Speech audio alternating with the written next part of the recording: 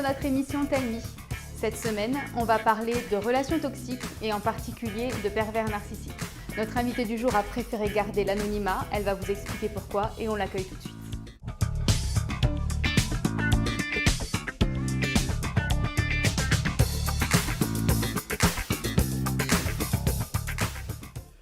Bonjour, bienvenue dans notre émission Tell Me. Vous avez fait le choix aujourd'hui de vous présenter à nous de façon anonyme. Est-ce que vous pouvez nous en donner les raisons ? Bonjour, merci beaucoup pour l'invitation. Effectivement, je me présente à vous de façon anonyme parce que je suis en procédure pénale avec la personne dont on va parler aujourd'hui et voilà, par respect par rapport à ça, je préférais donner mon témoignage de manière anonyme. Alors aujourd'hui, nous allons parler de relations toxiques, particulièrement de pervers narcissiques. Est-ce que vous pouvez nous partager un petit peu votre expérience sur ce sujet ? Bien sûr. Alors à l'âge de 19 ans, j'ai rencontré un jeune homme qui avait tout de parfait, qui parlait bien, qui était très intelligent, qui voilà, tous les critères entre guillemets que je pouvais avoir à cette époque, il les remplissait. On s'est mis dans une relation amoureuse ensemble, on s'est mariés très très vite. Et à partir du moment où on s'est mariés, la relation a périclité. Je devais faire tout ce qu'il me disait de faire.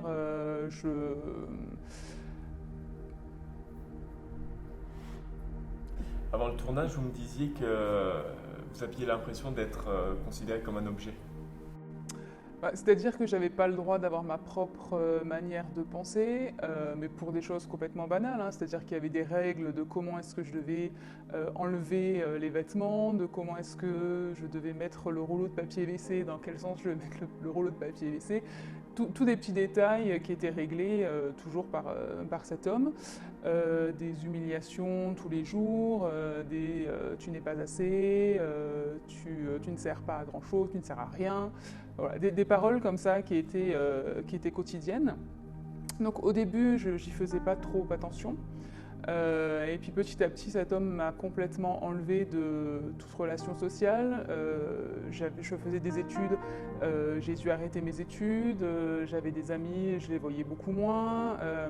Ma famille, j'ai complètement été coupée de ma famille. Et du coup, je me suis retrouvée complètement dans cette bulle-là. Juste avec lui, qui décidait de comment je devais m'habiller, qui décidait de ce que je devais faire, comment je devais le faire, et voilà. Donc à cette époque-là, je disais pas grand-chose, parce que voilà, j'avais pas du tout confiance en moi, et que c'était une relation qui me faisait peur, mais en même temps, voilà, je voyais pas trop comment faire autrement. Qu'est-ce que vous diriez sur le fait que c'est le manque de confiance en vous qui peut-être qui vous a plongé dans c'était un problème de l'image que vous aviez de vous-même ou... Oui, c'est ça en fait.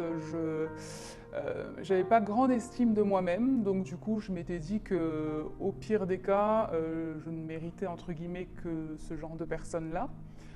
Donc quand j'ai vraiment découvert son vrai visage, il était trop tard, on était mariés, ça a empiré encore quand on a eu des enfants, parce qu'à ce moment-là, je n'écoutais plus au doigt et à l'œil ce qu'il disait, j'osais dire non, et c'était quelque chose qui était insupportable pour lui. Donc voilà, la relation a vraiment été de pire en pire, et avec les enfants, ça s'est vraiment empiré. Est-ce que vous pourriez nous dire, parce que là on voit que c'est vraiment une emprise assez forte, comment vous avez réussi à vous en sortir ? Alors ça a été un très très long processus. Déjà, il a fallu se rendre compte qu'il y avait un problème, parce que l'entourage l'avait vu déjà depuis le début, mais moi j'en étais pas consciente au début, ça a été petit à petit. Et après, il y a eu des événements qui ont fait que, voilà, à partir du moment où il s'en prenait qu'à moi, j'acceptais parce que je me disais que c'était la vie que j'avais choisie. Mes valeurs faisaient que le divorce n'était absolument pas une option. Donc, je pensais qu'il allait changer, que j'allais réussir à le changer, etc. À partir du moment où il s'en est pris aux enfants, là, ça a été beaucoup plus compliqué. Et bon, une fois, voilà, il est parti avec une autre femme, et du coup je me suis dit, bon voilà, là maintenant c'est terminé, je ne veux plus accepter ce genre de choses. Et on est entré dans une procédure de divorce qui a été extrêmement compliquée parce que forcément il n'a pas accepté que je parte, que son objet s'en aille. Et là c'est devenu un vrai film.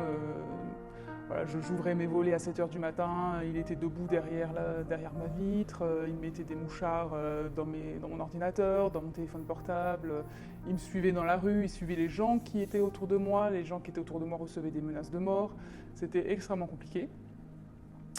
Et puis petit à petit, j'ai réussi à me détacher, j'avais beaucoup d'aide extérieure et puis donc j'ai la foi, je crois en Dieu et vraiment ça a été quelque chose pour moi qui a été juste salvateur parce que Dieu m'a vraiment reconstruit en fait par rapport à tout ce qui avait été dit, toutes les paroles qu'il avait dit sur moi et petit à petit j'ai repris confiance en moi, mon identité a été reconstruite et c'est comme ça que j'ai réussi à sortir de cette emprise qui était sur moi depuis des années. Merci. Juste dernière question. Beaucoup de personnes nous regardent et doivent se retrouver dans votre témoignage.